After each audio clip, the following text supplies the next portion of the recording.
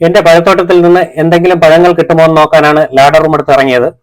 കുറച്ചു ദിവസം മുമ്പ് എന്റെ അബിയു മരത്തിൽ ഈ സീസണിലെ അവസാനത്തെ പഴം പാകമായി വരുന്നത് ശ്രദ്ധയിൽപ്പെട്ടിരുന്നു.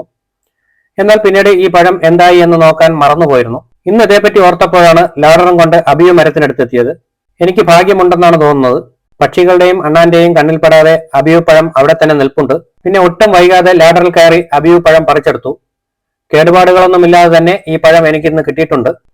ഈ സീസണിലെ അവസാനത്തെ അബിയു കഴിക്കാനുള്ള ആവേശത്തിൽ തോട്ടത്തിൽ വെച്ച് തന്നെ പാകമായ പഴം കട്ട് ചെയ്യാൻ തീരുമാനിച്ചു. പഴുത്ത ശേഷവും കുറച്ചു ദിവസങ്ങൾ കൂടി മരത്തിൽ നിന്നതുകൊണ്ടായിരിക്കണം നേരത്തെ കിട്ടിയിരുന്ന പഴങ്ങളെ അപേക്ഷിച്ച് ഉൾഭാഗത്ത് ചെറിയ ഡാർക്ക് ഷെയ്ഡ് ഉണ്ടായിരുന്നു. കഴിച്ചു നോക്കിയപ്പോൾ ടേസ്റ്റിലും ചെറിയ വ്യത്യാസം ഉണ്ടായിരുന്നു.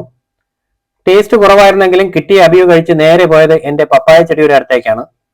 2-3 പപ്പായ ചെടികൾ ഏകദേശം പാകമായി നിൽക്കുന്നുണ്ടായിരുന്നു.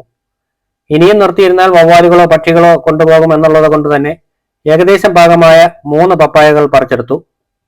ഇന്നത്തെ വീഡിയോ ഇത്രേ ഉള്ളൂ. വീഡിയോ ഇഷ്ടമായാൽ ലൈക്ക് ചെയ്യണേ.